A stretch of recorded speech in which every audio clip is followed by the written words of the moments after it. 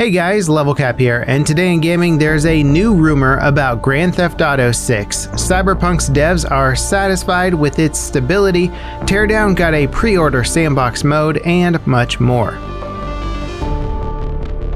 Battlefield leaker Tom Henderson claims Grand Theft Auto 6 will be set in a modern-day version of Vice City. Rumors about the next Grand Theft Auto game have been buzzing for years, and a Vice City revisit would be one of the going theories. We know that Rockstar's publisher, Take-Two Games, is planning to spend nearly $90 million on marketing in 2023. That's a lot more than they usually spend, and it seems like a good indication that Take-Two will reveal something big. Beyond that, though, there's nothing to go on. Tom claims Rockstar are planning to launch the game as late as 2025. That's due in part to Rockstar trying to avoid crunching their employees.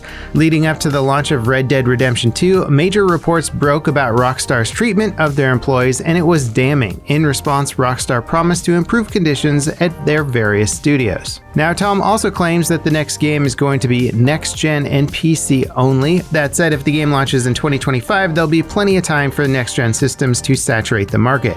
As for what kind of content we can expect from Grand Theft Auto 6, Tom says it'll have a map that grows and changes over time. It'll allegedly have multiple playable characters, including a tech-savvy woman. And while that's not much to go on, Tom's claims also run counter to other stories who say the game is codenamed Project Americans and will cover multiple locations and time periods. One thing is sure though, the success of Grand Theft Auto Online is likely a critical factor in the future of the franchise. Rockstar are releasing a next-gen console upgrade for the GTA 5 multiplayer mode later this year, and it sounds like it's going to be a proper remaster. If that's true, that's a massive undertaking that isn't something Rockstar would do without a long-term plan for more content. It's probably safe to assume that we're not going to get any concrete news about Grand Theft Auto 6 for a while. In other Grand Theft Auto news, the community reverse engineering project Re3 and Re-VC has been restored after a DMCA claim from Take-Two Interactive. The projects are essentially fan recreations of Grand Theft Auto 3 and Vice City that offer new features and enhancements over the originals.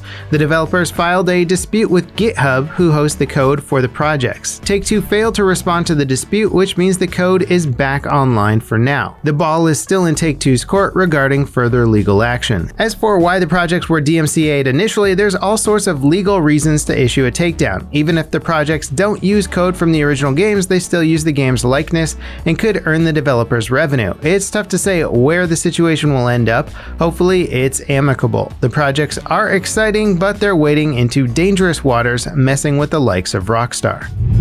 The CEO of CD Projekt Red says that Cyberpunk 2077's current stability and performance is satisfactory.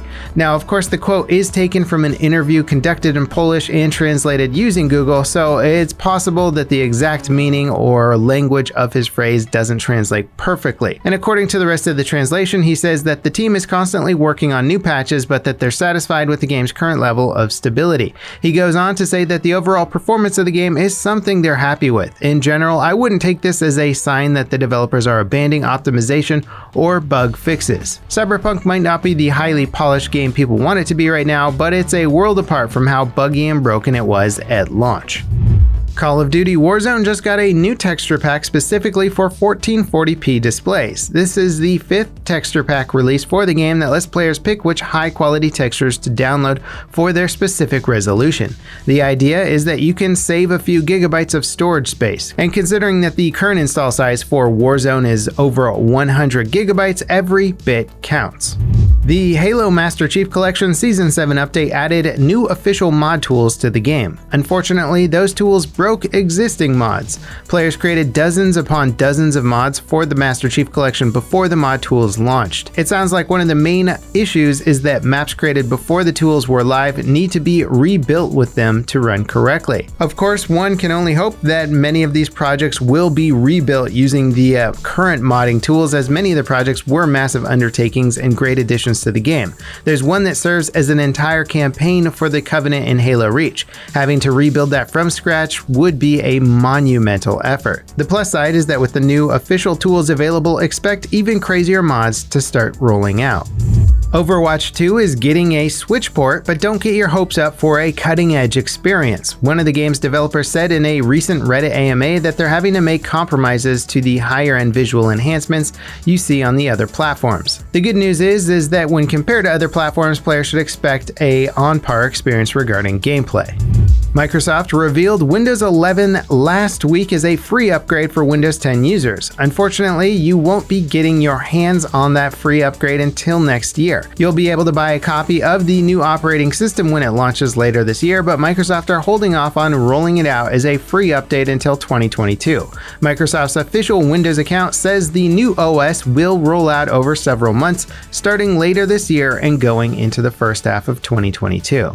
Valheim players say the game's monsters are huffing, puffing, and blowing their houses down a bit too frequently thanks to last week's update. The developers recently launched an update for monsters that makes them target your structures if they can't get to you directly. But some players say monsters will attack their homes even when they're standing right next to them. Monsters are reportedly attacking their own structures as well. It sounds more like a bug rather than intended behavior. The wrinkle in the story is that the developers are on summer break right now, so players will have to deal with the monsters smashing their own homes until they get back in a few weeks from now.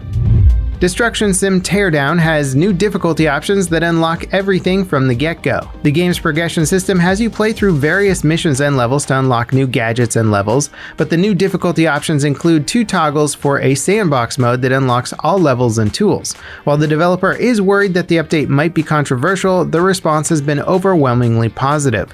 Difficulty and accessibility options have become a hot topic of debate over the past few years. Some gamers believe that these sorts of options watered down games or force the developers to sacrifice on their vision, but many gamers literally can't play the games without accessibility features or difficulty options that makes them less challenging. In Teardown's case, letting players turn it into an open sandbox seems like a no-brainer.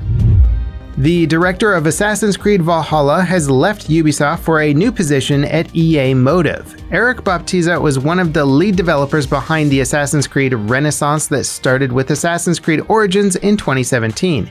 EA Motive are potentially working on a Dead Space reboot that will be revealed during EA Play Live next month. It's unclear if Eric is working on that project or even what role he's taken up at the company. And before we get to our final story today, thanks for tuning in. And if you're new around here, we cover the news Monday through Saturday. Consider subscribing to get the latest gaming news as it happens.